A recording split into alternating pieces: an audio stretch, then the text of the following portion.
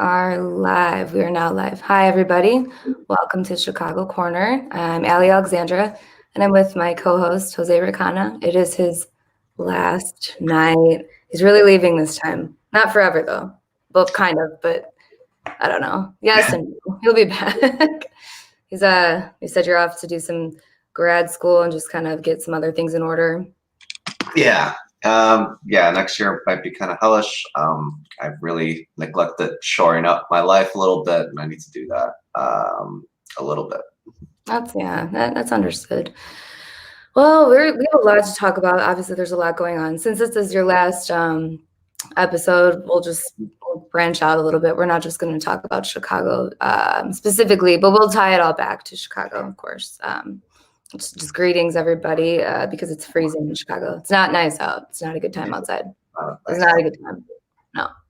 So let's start with, let's see. We can talk about, there you go. E. Heller says last Jose of 2020. It is. Yeah. It's really reading now. So we have a lot to talk about. And so last time you guys were talking about the shadow war, and we'll go back into that later on in the episode. But obviously, we do want to talk a little bit about good old Mitch and everything you can find in the show notes. I promise I'll get better at actually sharing them on screen as I go on, but I'm not going to do that right now. But I mean, everybody knows what's going on with Mitch. And I know that's your favorite person too, Jose. I know you love Mitch McConnell. The one Republican, person that the progressive movement gave to me. Yeah. Oh, I think Javier is able to join us after all, if you'd like to have him weigh in. Oh, yeah, sure. He can come on. Why not? E. Heller's just brought up Dick Durbin, which I was just reading about, actually. Oh, about Dick Durbin. We should go. Oh, well, let's get Javier in on this. Yeah, we'll get Javier in, and we're going to go all over the place tonight. Hi, Javier. Hey, y'all. Hi, what's going on? I heard vaguely about Dick Durbin something. Yes, yeah. So, I mean, also with this stuff, it changes like every 10 minutes. But I was just reading up on Dick Durbin, so he was not in favor of supporting Bernie's. Is that what was going on with Dick Durbin? I don't love Dick Durbin, so I'm not really surprised. He loves he likes foreign entanglements. So of course he was, we lost Javier. I think he'd be clear about it. But what you call it? I would say that Javier, when you're ready to jump in, you can just let me know. Oh yeah, no, sure. I mean, what do you think? What is Mitch McConnell's? Let's go back to Mitch McConnell. What is his play here? I don't understand it. I know he's got another bill that he wants to introduce that deals with Section 230, which he just wants to repeal it, and that's a whole other issue. I don't know if I love that. I think that's more of a reform thing. I don't think you want to repeal it necessarily. That's just one aspect of it, though. That just obviously deals with internet, like free speech and such. But as far as what he's doing, I don't really understand why. Like, that's not a good look for the GOP. So I don't really know what McConnell is doing. I'm curious what you guys think. Yeah. Well, I mean, like Dick Durbin wants to move ahead to make sure that they overturn Trump's veto no matter what, regardless of whether people get $2,000 or not. So what he's doing is circumventing Bernie's plan. On its face, that's what it's doing. Dick Durbin did have the wherewithal to say that he supports the $2,000 and he's not trying to screw Bernie's plan, but he is. I mean, like, this is the safety. This is the Democrats are going to get the defense spending anyway, and those military contractors won't hold it against them because they are prioritizing their golden egg there. So that's what Dick Durbin's doing. He's maneuvering to make sure that McConnell has an out. Mitch McConnell's plan with the 230 thing, I think, is pretty smart because Donald Trump. I mean, this is the one fight, as I said, that Donald Trump picked publicly and has really, really publicly lost. Like he wants people to get $2,000 before he leaves office. He wants that Section 230 stuff to go away so that he can hold Facebook, Huffington Post, blog sites liable for what people posted on there, and then fill it with lawsuits. And then if he's getting a bunch of criminal accusations from New York State or the Attorney General, he can point to all the actual lawsuits he has in court as ways to say how everyone's out to get him and he's trying to defend himself. Mitch McConnell playing with this is playing with the idea of breaking the internet a little bit as we know it. And it does put groups and career shit posters a bit of a liability for what they've written over the years. But it also puts Twitter, Facebook, in the crosshairs of deep deregulation, something that libertarians, neocons, neoliberals, they don't actually want.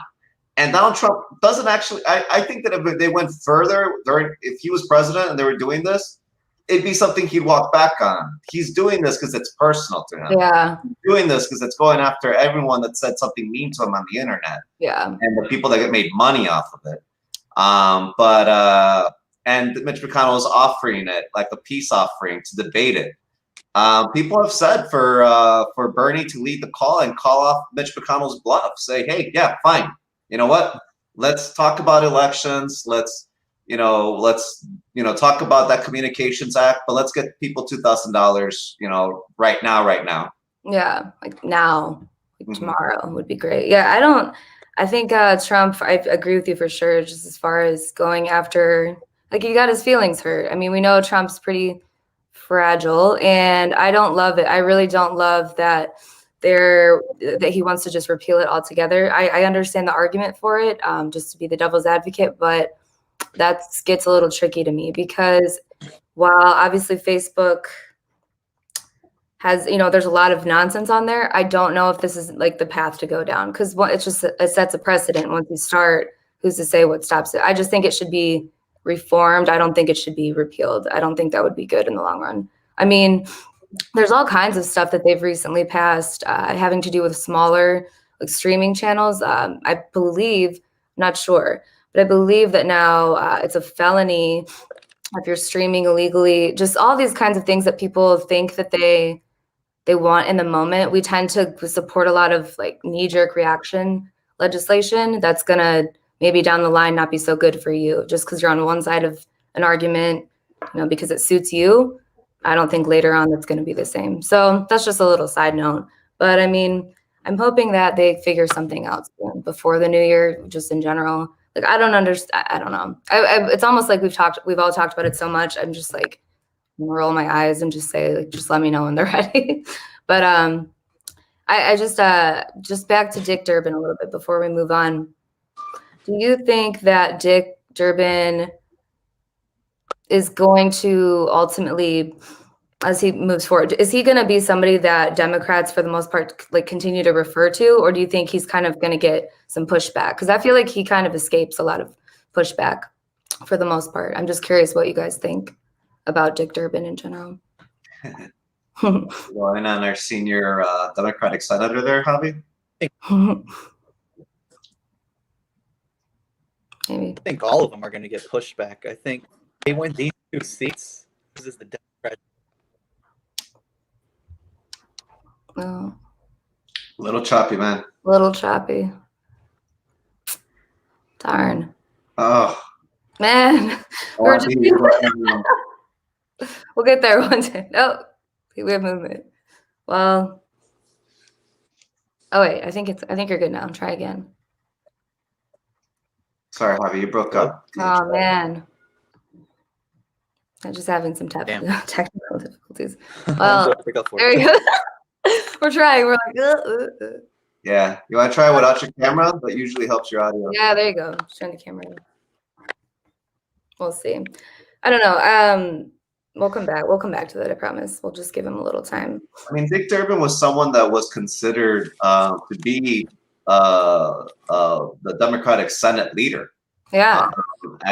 He was supposed to be in Chuck Schumer's place, but he was also instrumental in pushing Obama ahead of Hillary Clinton all the way back, like in 2006 and 2007. He was kind of one of the players that was talking to people about it, mostly because Hillary Clinton was going in with Chase Bank money, and they're a Citibank gang, so they needed a Citibank boy. And they talked up Obama into it. Dick Durbin was part of that. Yeah. And because of that, Hillary Clinton has elevated Chuck Schumer, the New York senator friend, to be the leader of the Democrats, because he played really nice with the oligarchs in New York that like Hillary. So Dick Durbin's kind of like taking a back step because of those dynamics, but clearly, he's someone that knows the Senate like the back of his hand and can play with it and these, play like the sneaky little backroom move in the open like this, and people not understand what he's doing. He'll always have that, and because of that, the Democrats will always lean on him. I voted for Willie Wilson against them in the Senate race, just to help out Willie Wilson's efforts to hold the Democratic Party establishment in Illinois accountable. If there was ever a formidable person to roll up against Dick Durbin, the way that he's been very unhelpful to the Bernie Sanders movement, I think he's in the crosshairs. Oh yeah, for sure. And like E. Heller said, Durbin is a typical corporate Dem sheltered inside the Illinois machine, for sure. I would love to see him primaried. I think that his days are numbered. It kind of goes back to, again, the establishment machine Democrats that are still holding on to power, but it's not going to last too much longer, I hope, because first of all, I don't see many young people joining on to the establishment Democrat Party like for fun. Like, I don't know. I would never do that. I don't know why you would. So I would love to see him go away. Oh no, Javier said the app crashed. Well, come back when you can. But actually, so that kind of, I'm going to move on just a little bit because it's going to go into, this is in our show notes, talking about right-wing mass radicalization. So where that kind of ties in with obviously everything going on right now is that we all know there's been fracturing in the Democrat Party. That's nothing new. I mean, a lot of progressives now, we all know about that infighting. But that's also happening on the Republican side. And again, if you look at Illinois, that's a great example of how the establishment GOP only pushed away the Trump people. And I'm going to be the devil's advocate again. A lot of the Trump people are just, like we've talked about before, Trump really capitalized on the working people of the country who feel desperate. They feel like they've been left behind for a number of reasons. And that's the kind of people sometimes that can get caught up in being radicalized. Now, and then you also take into account that we've all been at home for the last almost a year, which is insane. Just want to pause on that real quick. People are always looking for something that makes them feel like they know more, like they're comfortable, and you kind of go down that rabbit hole. I've gone down rabbit holes before. I love conspiracy theories. But if you're not careful, you can, you start to believe anything. And again, this applies to everybody. It's not just the right wing, but there is a serious group of people that are like literally anything that Trump does, they think is part of this big plan, as you obviously know. So I'm interested to see where that goes after, once Trump really is out of office. Now, a lot of people would argue with me and say that he's not going anywhere and that he's stopping the steal. You've got another Million MAGA March. They're going to Washington, I believe, January 3rd through 5th. There's a lot of them going, which I don't know if they know that the progressives are also going out to DC. God. That's the same day for the Force to Vote stuff? Yep. Wow. That's how organized and crazy that they got crowds of people there on the same day. That's right. Like, I think there's like a 1 or 2 day overlap. Yeah. And I was reading like hotels are, this is obviously just all on Twitter, so it's hearsay, but a lot of hotels are turning away people trying to book hotels. That could also be, though, they might be full, who knows, or whatever's going on with COVID out there. But that will be an interesting mix because I'm not sure. I know a lot of them think the vote was stolen. And yeah, there were a lot of discrepancies in this election. I'm not arguing that. But like Trump, I just don't know what Trump is doing for these people besides giving them false sense of hope. Like the man's golfing. He's not really out there fighting the good fight. He's kind of become a vaccine salesman. But he really has.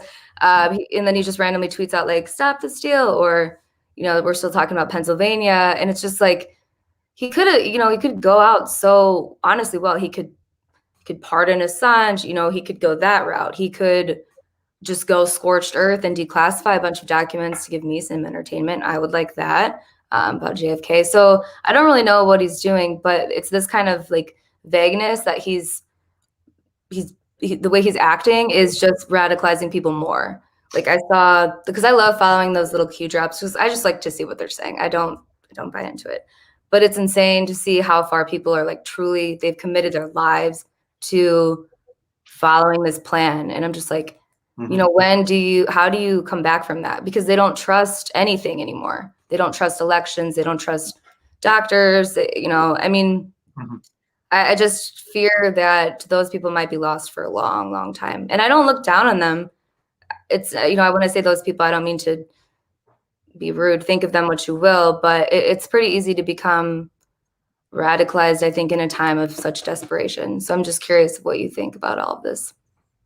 Yeah, I mean, when I was growing up, like the internet was still pretty new, and we're the generation that grew with the internet. And during the war on terror, there was all kinds of conspiracy theories. Major, and 9/11 was an inside job. It was because of the mob. It was because of this. It was because of oil. It was because of oil. It was because of world control. It was because of world control. It was because of a lot of things that ended up kind of ringing true, but then it wasn't like a big conspiracy. It's more like, oh no, of course that's kind of what's going on.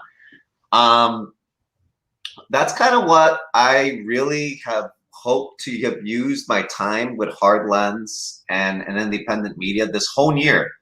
Last year, the defense minister of Mexico, Cisneros, getting arrested, and basically none of the presidential candidates being able to talk about it whatsoever, along with the Bolivia coup, and Bernie being the only person to call it a coup and taking the heat for that, and then the pushback for that being very problematic, and then the way that Jeremy Corbyn was just sandbagged, and even out of his own party now, so, to a much greater degree. Like Bernie's not in the Democratic Party. If they could have done to him what they did to Corbyn, I'm sure they would have. They tried. But the nature of his relationship with them is to the point that he is still. I mean, this $2,000 thing was his thing since May, and Trump came around to it.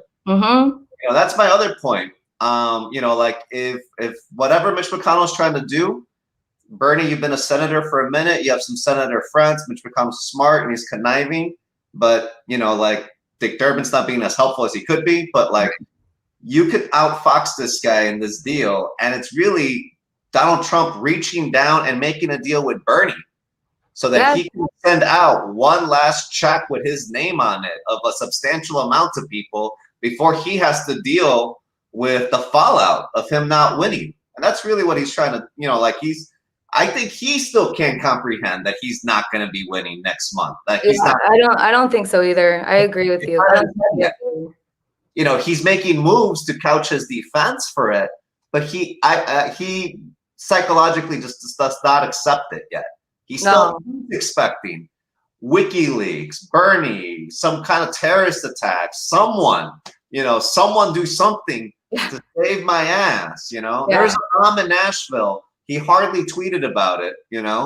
Nothing. It was like, and so like, my time here at Hard Lens has been, independent media is the only thing that we have to have a check on corporate media, which we know is it's only lucrative if it is lying to you.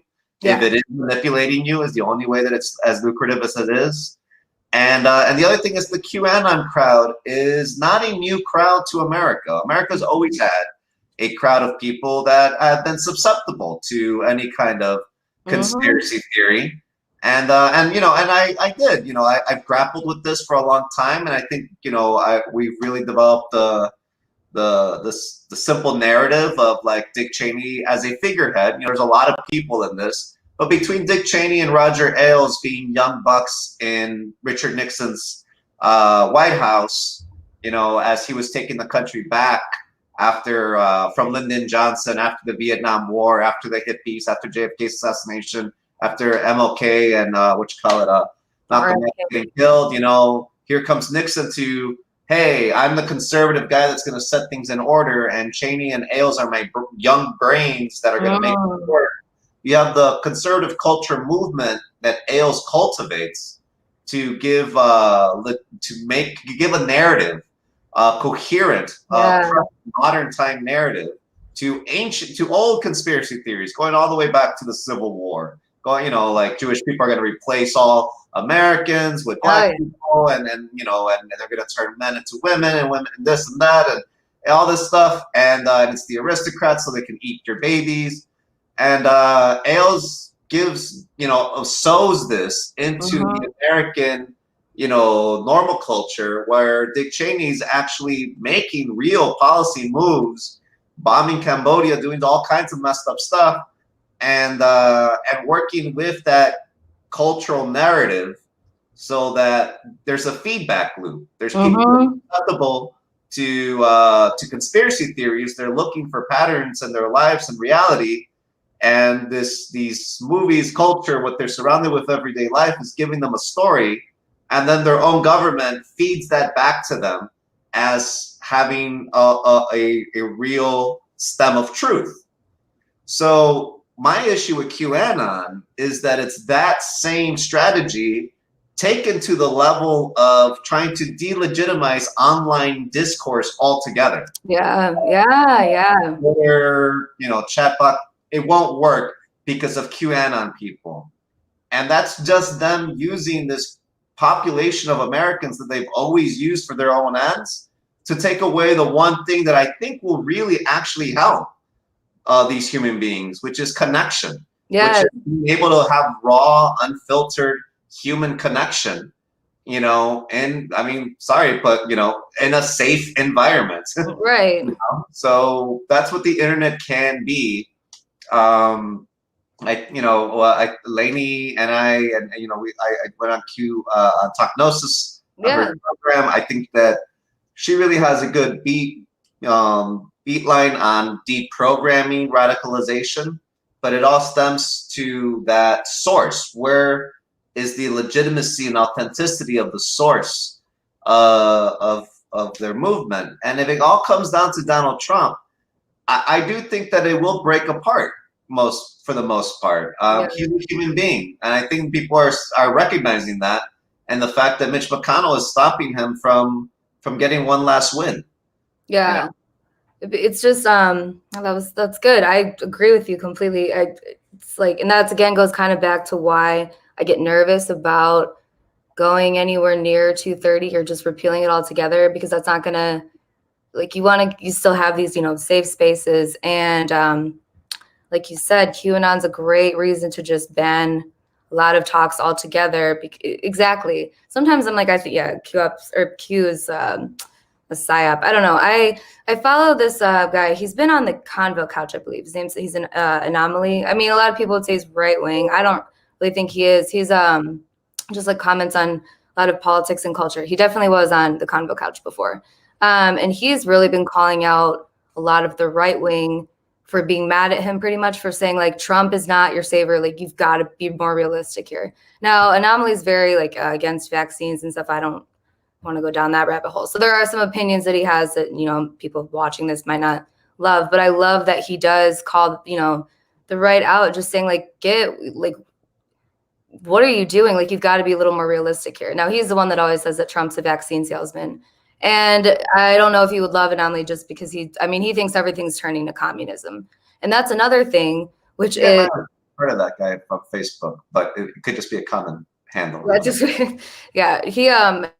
That's another thing that I found really interesting over the last year, is that for the most part, the left and right aren't talking to each other. It's happened more lately, which I really do like. I know I always go back to that. I truly do think that there's actually a lot of room for discussion. Some people say that's insane, but I tend to disagree, because populism is the one thing uniting factor, I would say. But on the left, they think everybody on the right is either racist, which is very true in many ways. But let's be honest, it's on all sides. It's not just one side. It is, I think. So, you Yeah. know, it just manifests itself and, you know, people act in different ways maybe. And then obviously on the right, I've noticed it a lot more. They truly think anybody on the left or anybody that's a progressive is a communist. And so if we just continue in those echo chambers, which a lot of the time social media platforms engineered because it's great for them to keep people in their, you know, their echo chambers, that's where I really worry. So I am though, like in the general sense, just like it goes back to the fact that there's going to be another Million MAGA March, January 3rd through 5th, I believe. And then just, obviously all these progressives are going out to DC around the same time for that. So you know, if they would stop, sometimes I wish they would like realize that the other is going to be out there. I don't want to see a clash. And another thing is everybody on the right, and I'm generalizing, but a lot of people on the right think everybody on the left is part of Antifa. So the elusive Antifa, which if people like realize, like the Proud Boys and Antifa have been fighting for years, like out in Seattle, like that's not a new thing. People are like, these Antifa people are taking over the country. It's like, no, not really.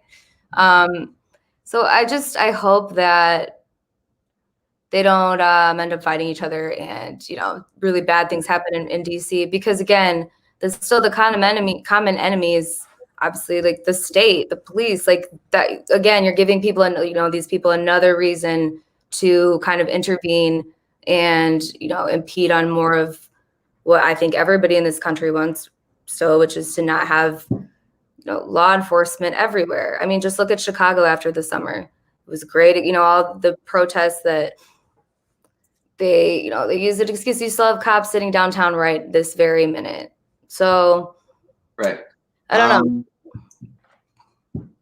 Yeah, I mean, you know, I think it's messed up that both marches are going to be happening at the same time. I don't think that's an accident on the right wing's part. I think that it's not an accident because it shows that, and there's going to be clashes. There's, Yeah. you know, and there's going to be conversations too. I think that there's actual worthwhile conversations that happen at those places, but I think people also get pitted against each other, and that often they, you know, people just give in. You know, I Anomaly. I'm remembering him a little bit from Facebook. Yeah, I mean, like, I don't think communism's a bad thing. I don't I know think you don't. I know. Antifa's a bad thing. I think that a lot of right wing people under a Biden administration are going to be calling themselves Antifa and muddying up that handle a little bit. So that's where I'm at with that. Oh yeah, and just to interrupt you really quick. Sorry. Like on that note, I'm noticing that a lot of the Back the Blue people, I think I've mentioned this before, are increasingly they don't like the blue so much anymore now that like a lot of restaurants that are, you know, just cops are coming in, like because people are violating COVID restrictions and they're arresting those people. A lot of, you know, I don't want to say everybody on the right's like the ones like supporting restaurants, vice versa, but that's just starting to change too. So that'll be interesting. And in a way, I kind of like that because again, it goes back to what are the, you know, at the end of the day, right now, the police are protecting the state. They're protecting that. And it's just interesting to see like 5-6 months ago, you had people that were like back the blue all the way. And now they're the ones getting arrested. So it's funny how that changes pretty quickly. Well, you know, and this is actually what Steve Bannon was pretty good at. And he understood like people that carry "Don't Tread on Me" flags are different than the Back the Blue people. Yeah. And that, you know, them carrying both flags at the same time is crazy. It also, to them, to the right wing, that's also signs of solidarity between a conservative cultural movement, which in my eyes gains its strength and legitimacy from the machinations of Fox News and you know, the White House and stuff like that. But for them, you know, like that Trump is this figure that unified the many desperate groups that all kind of did their own thing. You know, Bernie was that a little bit for the left. You had, you know, the hard imperialists that hate any kind of state apparatus as violence, participating in electoral politics. You know, like Bernie had that, you know, at least turned that many heads. You know, I think that, like, you know, I think that this clash in January is a real cultural clash between, what the right-wing movement under the Biden administration is going to look like and what the left-wing movement under the Biden administration is going to look like. And yeah, it's also going to be a flex on whose movement is bigger that day, whose was more organized. And I don't know if we're actually going to compete with the money the right wing tends to materialize for these kinds of things. But I do think that one of the things that's going to be an agitational point is the right wing is going to go back to hating cops, as you said, because of the pandemic stuff, because of enforcing COVID stuff, because now Joe Biden, when they see a cop, now they're seeing Joe Biden's administration behind it. Mm-hmm. They weren't as crazy about cops during Obama's years either, but they changed that tone. So there's a lot of gaslighting going around. Oh yeah, a ton of it. Always in America, and the left needs to be ready for that. I mean, like the forced to vote stuff. The arguments for it are completely have so much merits to it. Oh yeah. Totally. Even like Jimmy Dore's biggest detractors have to kind of like give him his way. Like he's not wrong on this. He gets to be an asshole. And I'm sure he's enjoying that. But I think the Medicare for All as a fight needs to overcome the right wing movement. So like I am like, oh, we're walking right into a trap. All right, we're walking to a trap. Let's get the hell out of it. Like that is going to be a rally that could really decide, the tone of the country moving forward next year. Mm-hmm. And ultimately, this Anomaly kid is, he struck me as one of those people like me, like that's more susceptible to conspiracy theories, but, his dividing line is in a different direction than mine. Yeah. I think that he's right. Like demystifying Trump as not the savior is wholesome work. I personally think that vaccines are necessary and good, but I have friends that don't, and but even they're coming around on the COVID vaccine stuff. But I do think that it's a cultural conversation that needs to happen. And one of the things that I've been participating in and kind of on the background and not as disciplined as I wish I purport to be. But there's a big online spirituality community. Oh yeah, for sure. Tarot card readers on YouTube and like Instagram, healers and stuff like that. And I do tarot and I like that stuff. And, me too. Fun. Yeah, it helps. It's fun. And it's a community that I think has always been in the crosshairs of this like conservative cultural movement gambit that I always hammer about throughout the 20th century. And they've always, but you know what? But it's not like these are people that the conservative culture movement is like, okay, those are brainwashable people, and that's we're gonna like sick them on people. It tends to be, and I really like the community that has tried to rationalize itself on Instagram, because it's a community of people that take what they believe very seriously, ultimately, and end up shaping what other people believe and are influenced by. If they don't buy into QAnon, if they get demystified by Trump, then that goes away. But if they don't, instead, if their emotions are geared towards trauma and pain, and they see the pain and trauma that the Democrats overtly and narcissistically inflict on their own population as a power flex, and that's the narrative, then that same community that identifies Trump as a narcissist and a bully, but sees maybe nefarious forces as a greater evil, influences people in a different direction. So that's actually where I feel this conversation needs to be happening. In a lot of ways, I'm taking a break from politics to better understand how that integrates into political discourse. Because I feel like the right wing is not shy about saying that's really what influences them, what they believe about life and what they believe in their spirituality calling in life. Whereas the left has a big population that grapples with that. Oh yeah, for sure. And they're starting to embrace that I don't know what I'm supposed to be doing on Earth. Exactly. Capitalism isn't, what we're supposed to be doing. Yeah. Right. I definitely I found myself there a couple of years ago, I would say. I mean, I've always liked a lot of like tarot and all that stuff. I love all that. I think it's interesting. If nothing, people are like, "Oh, that's not real." Like, I don't care if you don't think it's real. It's just another school of thought. I love to just take Yeah. trips into schools of thought and learn, not because I'm going to be that, because the more, I love to know why people are the way they are. And I still, maybe it's naive, but I don't think it is. And it's what I've always felt is that for the most part, everyday people really do want the same things and really will help each other out. And then it's all these other factors that come in that divide us. And this is nothing new to anybody watching this. It's, at the end of the day, I think that the people that benefit the most from whenever we're all in our little groups and echo chambers arguing are the people, that 1%, the people at the top, the elite, the people that, capitalize on it. So I'm just really hoping that after everything's over with Trump, that would be insane if he ended up staying. I'm not gonna lie, that would be insane. But Man, it would be insane. I was just like, all right, can we grab some popcorn?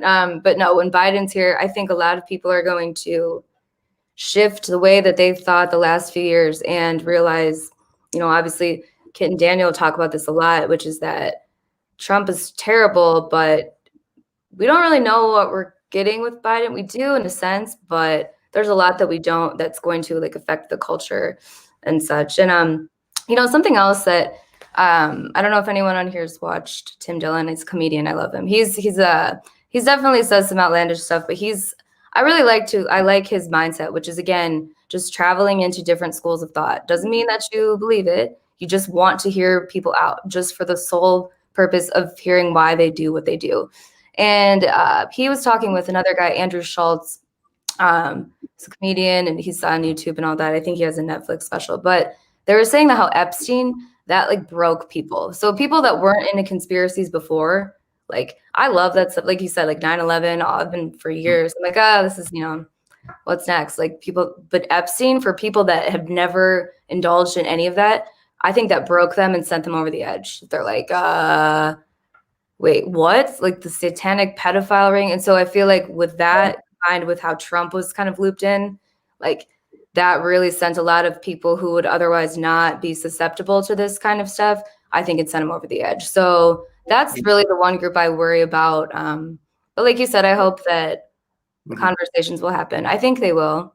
I just like to, we're coming into the I think we're already are in the age of Aquarius, and that's going to foster hopefully lots of it's a new way of thinking. So I see it as we could either go really, one way and just get more divided, or hopefully people will all realize that the enemy is quite clear, and it's the people that half the time we're praising and hoping that can change the world. Just these politicians who are, at the end of the day, they are motivated by money. I don't know how else to say it. Even if they go into it with great intentions, which I think many of them do, money talks. Until money's not at the, the motivating factor, until you can't buy these people out, I don't know why we continue to get like we waste so much energy almost talking about, well, why did McConnell do this? Or why did Dick Durbin do that? We know why. They're politicians. I'm not saying it's right. I just, I think it's always just important to keep that in mind. And I think people sometimes put all their faith into politicians. I was, like Obama, I was like 18. I remember when he won. I'll never forget it. And I found out a few years later that he was the drone king.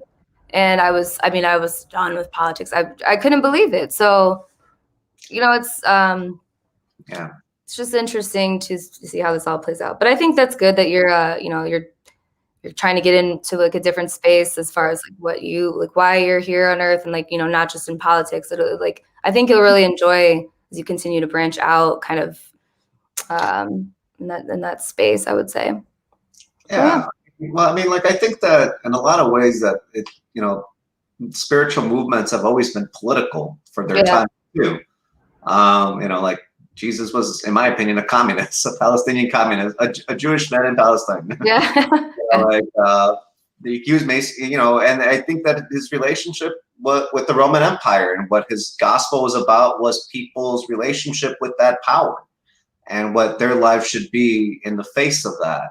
Like a lot of spiritual teachings, Buddhism, like even like the Tao in the East, and I'm generalizing, but the way that people relate to power ultimately is how they can lead their lives. And I think that if we're going to unify the people that don't have any money and don't have as much power, and we demystify and delusionize the social capital that isn't really real, that is only plays to the people at the very top that already have the material conditions to decide that social capital,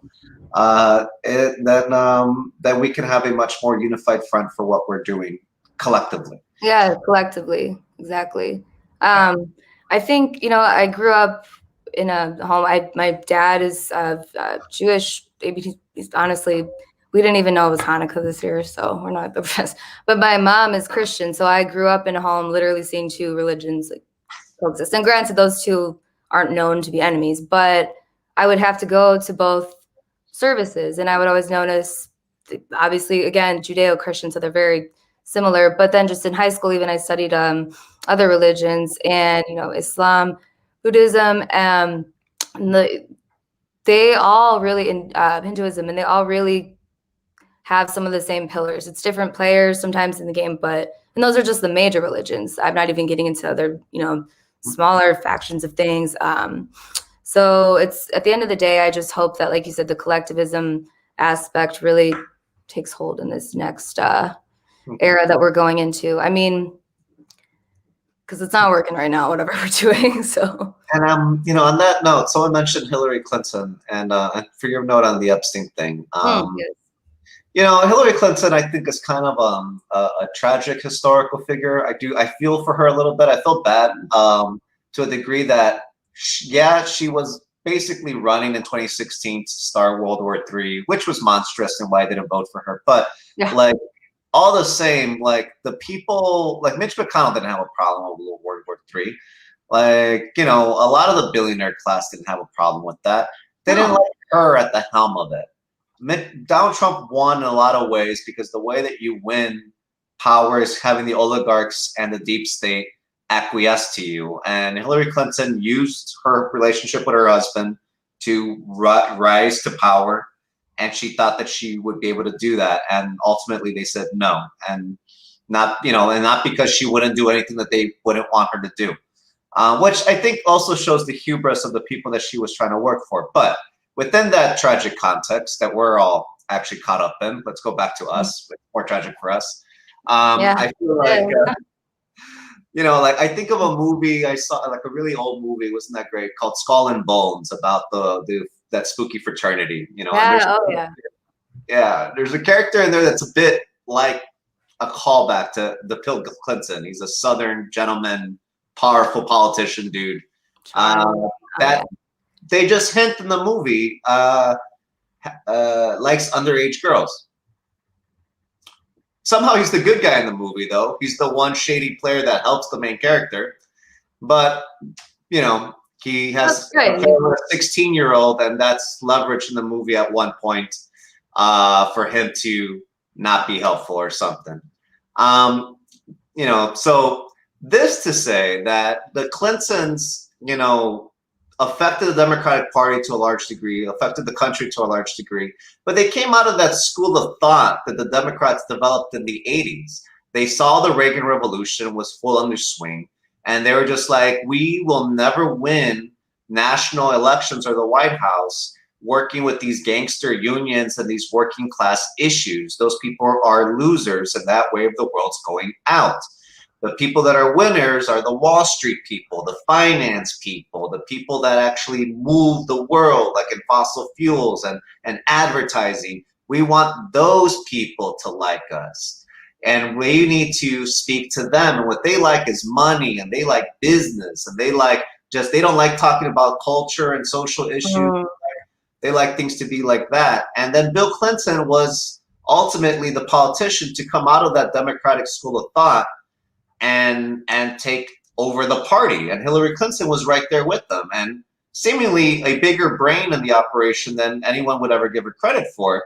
because Bill Clinton, I don't know, like we haven't seen a lot of savvy moves from him No, in the last 10 years. We've seen a no. lot from Hillary, and it's like, so just posturing this, like as I say, the conservative culture movement, I blame Roger Ailes, I blame Fox News, I have Dick Cheney, but the Clintons have their own play in this and being a foil to that overtly. I think Hillary Clinton had issues with the conservative culture movements imposing on her life. And a lot of ways, the Clintons fostered a different kind of cultural revolution, that was really big on like affairs and sex. And, there's a lot of, that Hillary and some of her aides, is she, are her and Bill more like a marriage of convenience where they have any partners of any kind, and like that's a really interesting Macbeth level type of situation that if you look at our media throughout the 20 years has also been starting to be normalized. Like House of Cards, in a lot of ways, you're seduced by Frank and his wife and all these moves, these dirty moves. That's also normalizing and conditioning people to be like, yeah, the Clintons are shady and egotistical and full of themselves. That's the way of the world. That's how you have to be a little bit. And I think there was a big pushback in the conservative, and within the government against that kind of thing. So anyway, defeating that with Donald Trump, I don't think is the good Christian conservative culture victory that they wanted. But they did pretty much put the Clinton genie in that bottle with the Trump years. But that's not to say it didn't have an effect or won't have an effect. One last thing on this, because I'm talking a lot. Think about anti-trans bill, which I don't agree with, I think has a lot to do with the fact that Hillary Clinton was a savvy politician in that as she stepped up, she was smart about bringing people up with her, So there's just much like Dick Cheney cultivated his power. Like there's a whole network of very powerful women out there, I'm sure, that are very partial and still sympathetic to Hillary Clinton's impact. That probably, and these talking points, against trans people in sports seems to come from people that want to make that a very niche issue, and that's not going away. Now, Tulsi signs a bill to give them their way.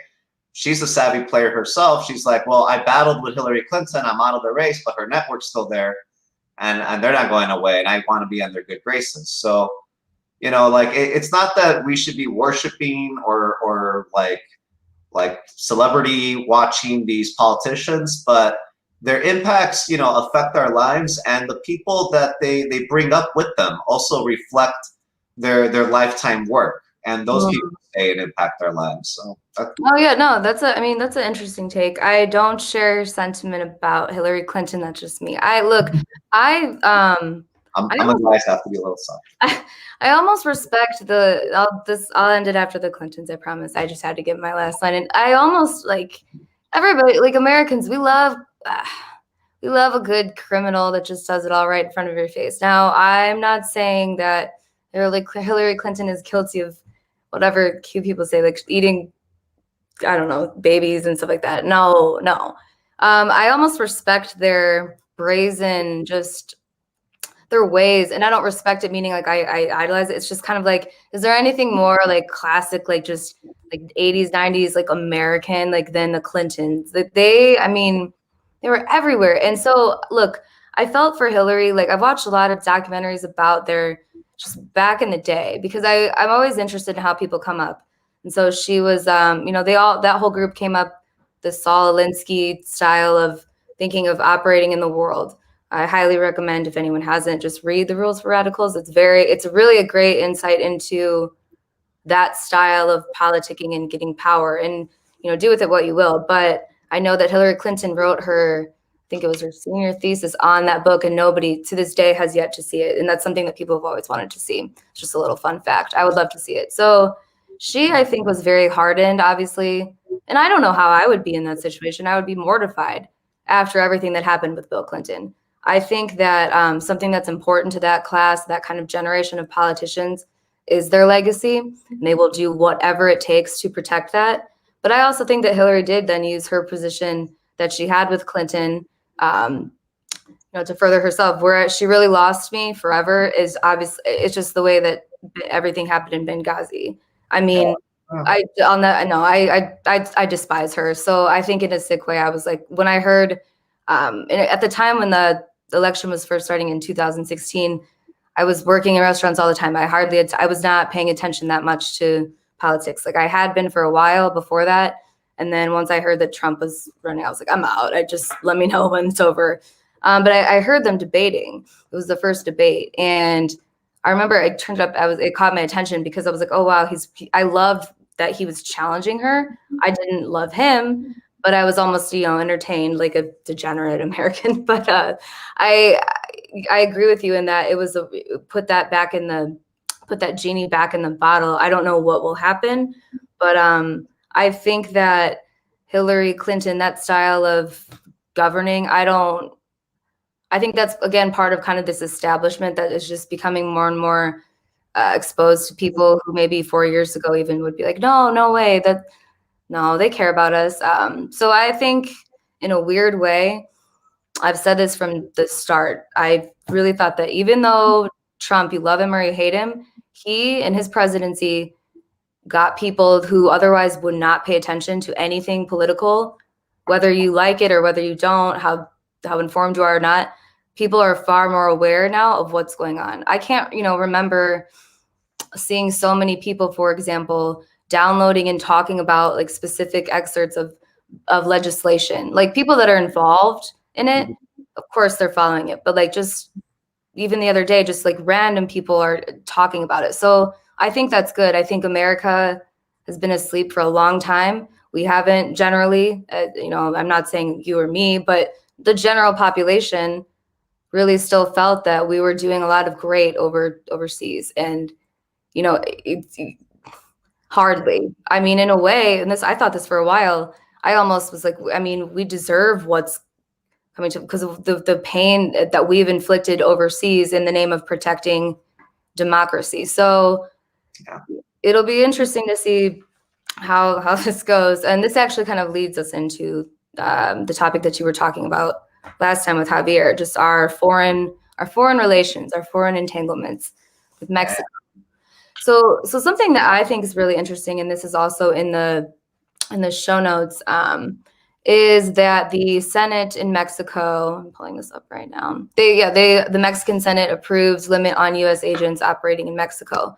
So I'm curious how that's going to play out as far as, the intel that our government's supposedly getting, because I think that the Mexican government now wants reports from everything the DEA is doing down there compared to when, before. And again, this story is so long and complex and going on for decades, but I feel like that's a pretty bold move, isn't it? It's very bold. It's really holding a hard line against the U.S. Things are going to be different forever from now on. Again, Lopez Obrador, we can't defend any one politician and anything they've done. And he has a ton of establishment hatred towards him. Imagine someone that gets Trump level attention, but Bernie level hate from the media. That's what Lopez Obrador is dealing with. Okay. But the public is really I don't get a lot of news from Mexico. Mostly politics. It's just like, but people are seeing that he's making some strong moves. The raising the minimum wage, really going after former presidents, somehow getting Cisneros back from Trump after losing them. And now this posturing is extremely popular in Mexico. It's a very populist move. Yeah. And it's really one that is now kind of like this we have like these litmus tests, like the forced to vote thing for a lot of people are like, who's really fighting on the forefront, who's not, that's what I'm like, well, I'm not on the vanguard anymore. But what this move that Obrador is doing, he's really calling out who's loyal to Mexico and working out who's loyal to themselves, who's in law enforcement and wants to reform law enforcement, who's in law enforcement and wants an American contractor job afterwards. Same thing with the military. And it's important because as we've talked about, I talked with Javier, it's like Mexico's instability for the last 20 years has made a case where, it might not, be seen as a legitimate state. But that's why Obrador, he took in Evo Morales during the coup in Bolivia. Evo Morales didn't have a lot of places to go. He didn't know where to go. South America is not the safest place if his home government just suddenly got upended and went out against them. Lopez Obrador took him in. Now, what people I didn't realize was he took him in, and all of the Mexican elite seized on him, started attacking him on it, and that's when Evo Morales made some different moves. He eventually ended up in Argentina for most of his time. But Obrador is playing a weird game now where he does have support from Russia, from China, not from Argentina now. Argentina's looking to be like a real South American Godfather player, and they're doing the work well. And then one thing that I have enjoyed is seeing South Korea go really hard to bat for Mexico. So, holding on to the sovereignty and to legitimacy during this transition period, and then posturing to, I am going to stop my engagement with the U.S. If Mexico sets that precedent, the rest of the world can do that with the U.S. Exactly. So it plays to the world's benefit to let Mexico do this. Yeah. To help them do this. Mexico always gets used. Always. But better than trying to lose your country altogether. Sorry. Go ahead. Yeah, I mean, I think it's interesting how this is playing out across the world. Again, I love to take a real big step back in this continuing narrative of populism versus, I don't necessarily want to say globalism because that's in my mind more economic. I would say populism is something that, like in Europe a few years ago, we really saw that coming out with the migrant crisis. So I traveled actually to Greece, and it was the summer of 2014 during Brexit. And at that time, they were having a referendum, and it was something with their currency. I don't specifically remember. We had a good time in Greece, but I don't remember exactly. But I mean, and just the amount of people that were constantly out every day about this referendum, it was insane. But at the end of the day, it had to do with sovereignty somewhat, meaning that the EU is dictating everything versus these individual countries making decisions for themselves. So you have all these multilateral agreements, which like somebody like Biden, he loves it. That's his language. All he ever talks about is shared interests, multilateral, blah, blah, blah. So I'm interested to see with how Biden presidency is going to work out with Mexico. And I know you were talking about this last time, but at the end of the day, Biden is a globalist through and through. And I don't mean that in a bad or good way, just take it for what it is. But I mean, he spent a lot of his time, his work was going to talk to the Council on Foreign Relations. I watched a lot of those talks that he's given because he might not sound like it now, but he's old and senile, which whatever. But a few years ago, you can hear his own words. It's not made up, just the things that he talks about and the way that he speaks about the future of the United States. Sovereignty is not really on the top of his mind. It is in the fact that that Western American dominance is part of it. But as far as, actually like countries remaining like true to themselves, like you said, like for Mexico, like really holding on to its sovereignty and making its own decisions, not having other countries, America, come in with all its little special forces, fighting this war on drugs that's been going on forever and isn't letting up. Same with the war on terror. It's funny how every time we start a war on something, the problem gets worse. I don't see him. I don't know what's going to happen with Biden because who knows how long he's really going to last. But my point is that you're continuing in different ways, and to see this populism movement, whether it's in Europe or South America, Central America, North America, everywhere around the world. There's it manifests itself in different ways. Not everybody does it the same way. So I think how Mexico's doing it, I'm rooting for them as well, because they are I mean, that country, for tourism, for resources, some people. I mean, yeah. I mean, if you go to a Mexican tourist resort, I mean, you know, it's hammed up anyway. You know, people in burros, people with the sombreros, people like, you know, Mexico caters to what people think of them. And this move by Obrador, I think, is you know, if you think I'm a narco, you know, strongman, like I got to make some moves then. Having a relationship with Biden is going to be difficult for Lopez Obrador. Biden does not want to have a relationship with him. Biden wants to tell him what to do or get rid of him altogether. Yeah. Biden wrote the plan for Colombia 20 years ago. He wrote it in the year 2000, a year before 9/11, a year before the, you know, like the whole war on terror got kicked off. And one of the reasons why Biden was such a proponent, in my opinion, for the Iraq war, he wrote that plan for Colombia. He basically wrote a plan to soft coup and destroy Latin American governments by training guerrillas in Colombia to take on the Colombian, what you call narco state. 20 years later, they haven't done it, but you know they're still doing it. Still doing people there.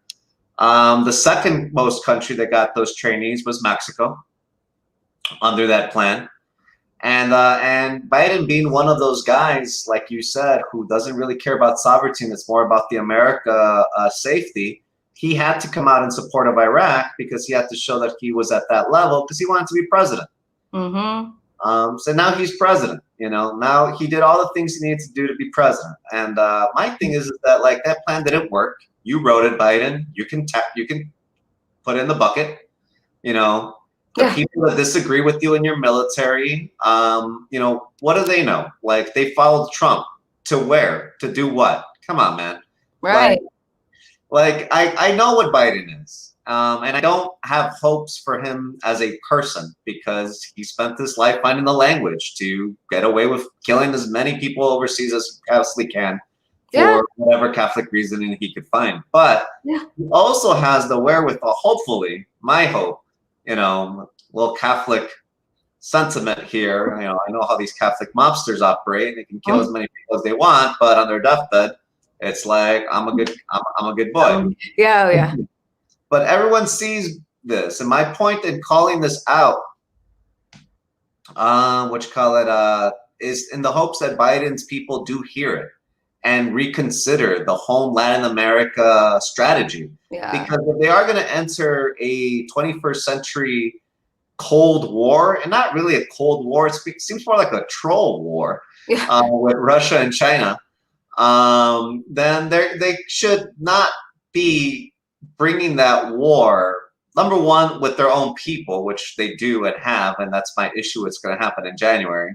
But within their own hemisphere, it can't be one of dominance and nuclear hostage taking, especially when they use Mexicans as their cannon fodder and their infantry and army for the last 20 years during the war on terror. Like they gave everyone in the continent training to train on each other, and then everyone notices that it's the U.S. that's the problem. It's you know, I don't know, the ambassador of Mexico, the new ambassador of Mexico that Biden chooses is going to really have their work cut out for them. But I think that would be the nexus point to start a completely new plan for the war on drugs and Latin America would be my hope with Biden. I don't see that right now, but the fact that half of the military is like still like, are we doing this for Trump or not? What are we doing? So I'm hoping that this instability lends the people that are, you know, actually following this transition byline through to be like, you know, let's just change directions a little bit. There's a lot that business and good diplomacy could afford the U.S. within Latin America. That if they can't do what China is doing in Africa and South America, the U.S. is screwed. It's doomed. It doesn't Oh matter yeah, how many years they got. I know. Yeah, China's been. This isn't really anything new either. They've been doing this for, well, definitely for a few years now, ever since Xi Jinping came into power. I mean, this like they've been pretty open about it too, like the Belt and Road Initiative. Like that's them colonizing in a different way. They do it with they play the long game. China does, and I'm no fan of China. I mean, the government that is, but I think America's a little bit late as far as figuring out. Oh, China's. We've got our work cut out for us. Like, so to say the least. I mean, Clinton's just wanted to open the red carpet for them. I mean, oh doesn't yeah, Biden is really going to change directions on that either. He's like, we'd rather do business with China than go to war with China.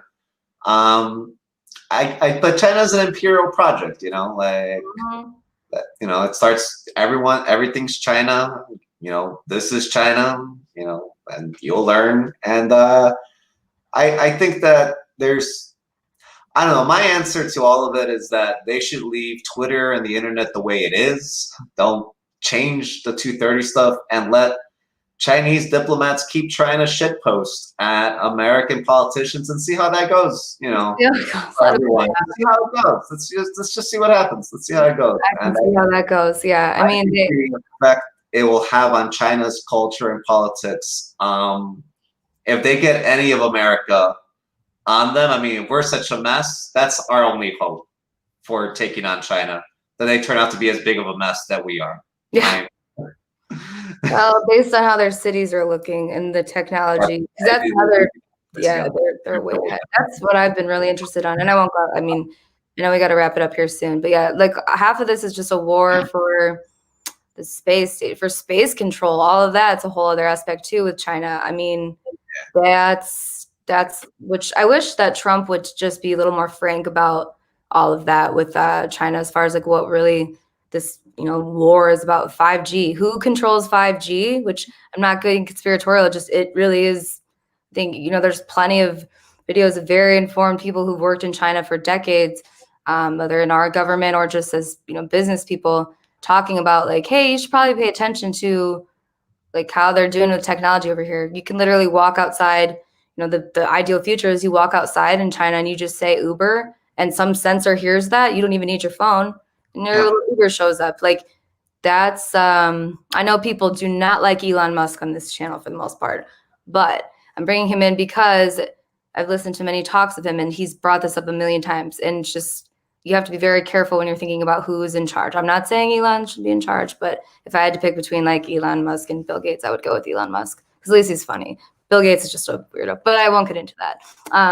Long story short, it's really the next wave of warfare is going to be technology and what happens with like all the satellites going on, the space station. So, So one last thing, like the thing that really pissed me off about Trump is that was America's cry to battle. Oh, the globalization's happening, the wars, there's all this stuff. We need someone that's it's gonna be Trump that's gonna lead. It's like, why? It's so weak because what makes like people my age in the 90s were living in farms that could mostly feed themselves and their families, in China. 30 years later, they're living in cities that are more modern than Chicago, living lives that are much similar to mine.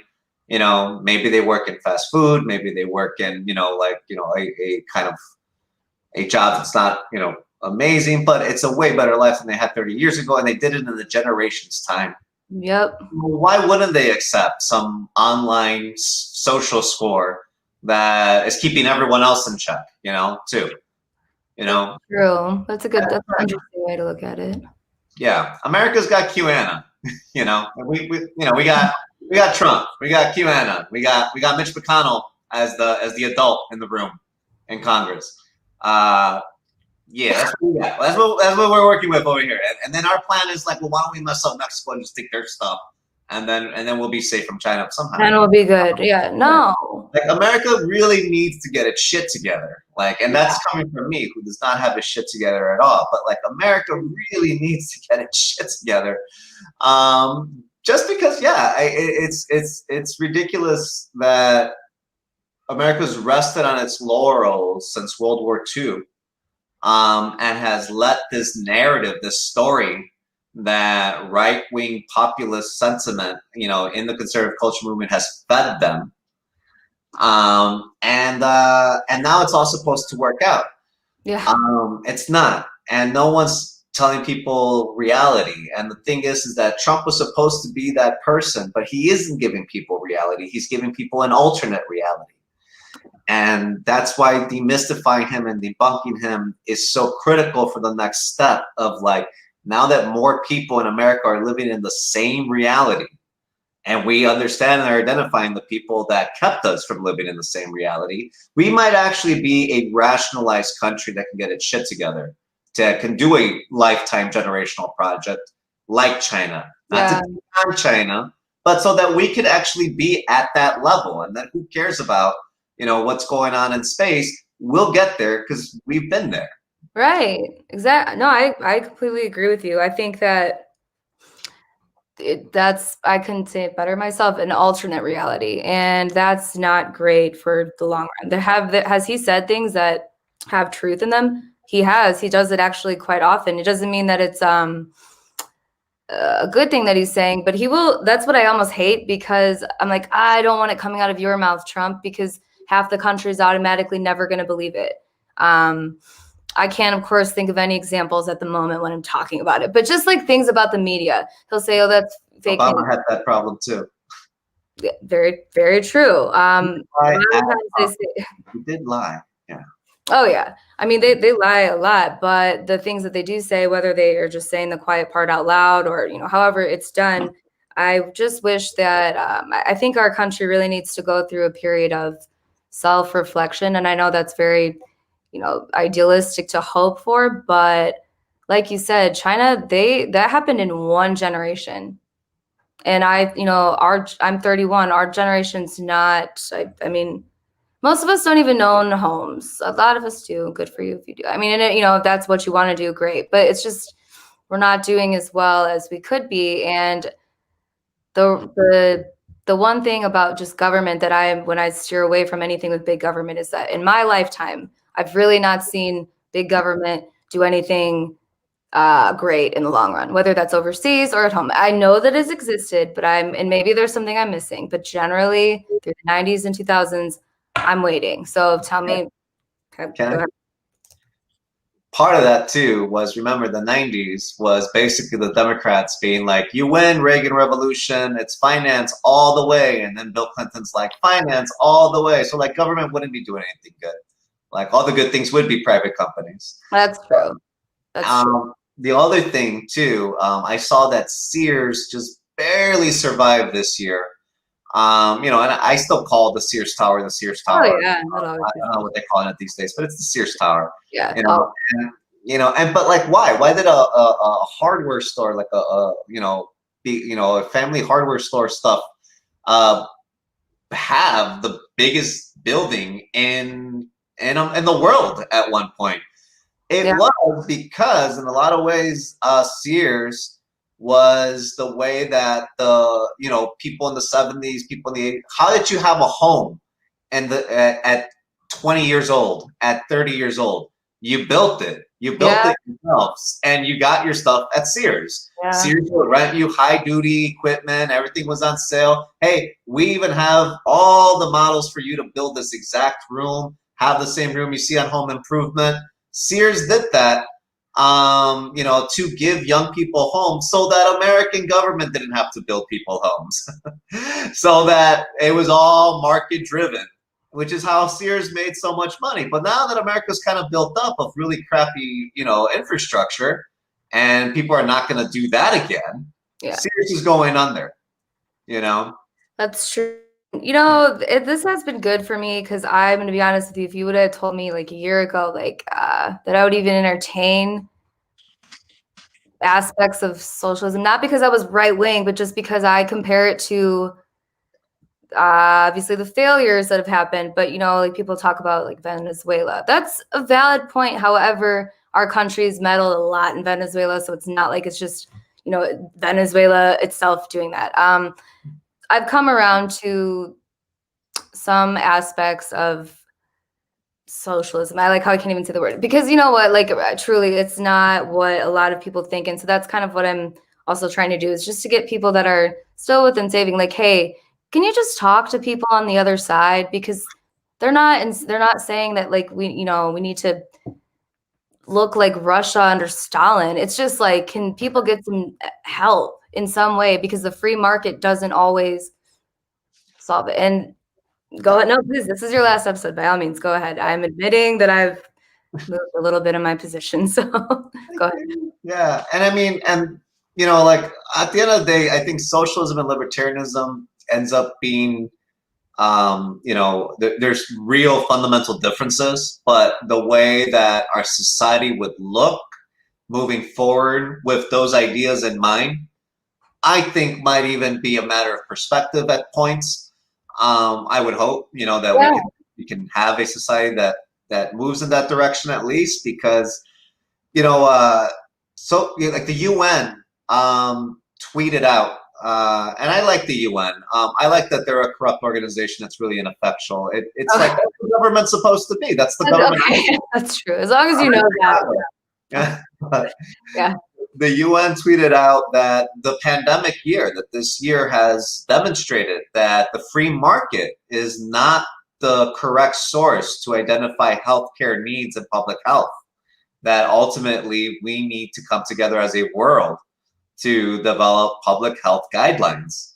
But the fact that they would use that term, that the free market would not, that's heavy duty. I mean, the UN is also made up of like the liberal elites from different countries. Yeah. It's not such a do-good organization in and of itself. It aspires to be. But the fact that they would call out the free market in terms of healthcare, I think, is a really big deal. It wouldn't happen without these fights for socialized medicine. And last thing on socialism, I was talking to Javier, actually. I'm like, Nestle wants to quantify all of the drinkable potable water, natural potable water in the world. We can desalinate a bunch of it. But they want to identify all the drinkable potable water in the world and then price it, which is terrifying. Yeah. But at the same time, if water, such a precious commodity for everything in life, is quantified, that is a framework for socialism. Then you need to distribute that resource equitably and fairly, and not be market driven. Actually making it market driven at all, putting a price on it at all is detrimental, and it changes with the conversation of what Nestle's trying to do. So socialism as a frame of thought, I think, is useful for these times that we're entering. Yeah, I think so. So that's kind of another thing I'm hoping for. Again, I keep going back to like wanting people to talk to each other that have been living in echo chambers on both sides, because there really are, like, if you get married to your ideas, and I know it's easier said than done, but you miss out on so much that's out there. And I think it's more important to just focus on ideas, not ideologies, because you miss out on a ton. And so I really do hope that in the future you can like what this person said. Doesn't mean you support the person as a whole and think that this person is, God. But if you have a politician out there who has a good idea, why can't it be discussed in a different circle? Why does it have to be, all or nothing? So that's what I mean. I hope that more and more we can just pick and choose ideas and not live in this two-party echo chamber. And I know that's wishful thinking, but it doesn't mean it has to be. I don't think our generation is married to that way of thinking at all. Obviously, it's just a matter of when. Mm-hmm. Frankly, the boomers. No offense to any boomers, if you're here watching, just go home. Go home. You're done. Go home. I would love that. So. Yeah, I mean, I'm an Aquarius, and I do also believe we're in the age of Aquarius. Oh yeah. I do think that our generation, is going to basically break down any old beliefs, including the two-party system, including the duopoly. I do think that our generation will implement ranked choice voting. And I think that we're going to do it for the younger generation that is going to understand why we're doing it. And I think that the boomer generation, for the most part, I think even the people that broke the world understand why we're doing it. They just would rather keep breaking it than give us our way. So I think everything that our generation needs to do and is doing is understandable. Oh yeah. And I think that moving within that solidarity of understanding is what will get us where we want to go. Oh yeah. I'm an Aquarius moon, by the way. I know everybody wanted to know that. And rising, so I got the Aquarius vibes. I love astrology. I don't think the horoscopes are accurate, but the traits are true. That's just me though. So, well, is there anything that you would like to end with? Since this is your final episode until I bring you back. It is my final episode. Thank you so much, Ali, for taking an interest in the show. You were you were chatting on our chat box for this year, and thank you for taking an interest in these issues. I mentioned to Mona, but Gunnar was also someone that really pushed this show to keep going. I was not going to keep doing this as the pandemic was hitting. But I see Mona's in the chat, and I just wanted to give a shout out to Mona that you really pushed. Really enjoyed seeing my commentary and seeing this show, and I know that she pushed even us to work together. Yeah, she did. For sure. Really facilitating a lot of independent media working together so well. So thank you so much, Mona, for everything you've done this year for Heartlands, for the show, for me, and I hope that we all stay connected on Discord. I'm taking a break from trying to run my own shows. So I'm really looking forward to the work that you're going to do, Ali. You have my full support. I'm always available for a reference or to help or to be a guest. But I'm trying to think about what I could be doing next year that's going to be most helpful. Yeah. So yeah. Well, good. I'm happy to hear that. I mean, I can't thank you enough just for having me come on. I mean, yeah, I discovered Heartlands Media a few years ago, and it's a good little community. And I want to piggyback off what you said about Mona, because I noticed that she's really in a lot of these different independent media channels. She's helped me get connected with them. So I really appreciate, and she's just always been supportive of you for sure. And yeah, she's definitely part of the reason how I even got to, be here. But I just want to thank you for, taking a chance. And I think that it's been really cool to talk with you, because I'm not going to lie, when I first was coming on, I was like, oh, we are very opposed in a lot, but we actually agree in a ton. And I mean, that's just in politics, but I think that you have a really great insight on a lot of issues that people claim that they know about, but the details that just even about the shadow war, for example, just all kinds of ins and outs. So I will definitely be staying in touch with you, obviously, because you also have to give me the login for Streamlabs so I can get on. Yeah, we'll do that. But yeah, it's I think you'll be missed, but we're not going to say goodbye forever. I'll bring you back on as a guest. And then for everybody watching, this will be it for the year for me. I'm going to take a little time because I got to kind of figure out how I want to structure these things. I think I'm going to just, I'm not thinking out loud here, but I will be back within 2 weeks for sure, if not less than that. But I appreciate everyone's support. I know that this channel, I'm glad it did stay around, and shout out to Gunnar too, because he was actually the first person I really connected with. And obviously, thank you to Kit and Daniel for just kind of letting this be my practice channel. We'll see where it goes. But Jose, I think that this time for you will be good. Just as I've gotten to know you and just things I observe, you've put a lot of work in organizing, a lot of work in politics.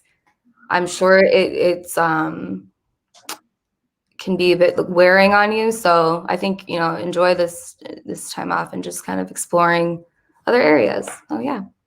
Thanks. You're welcome.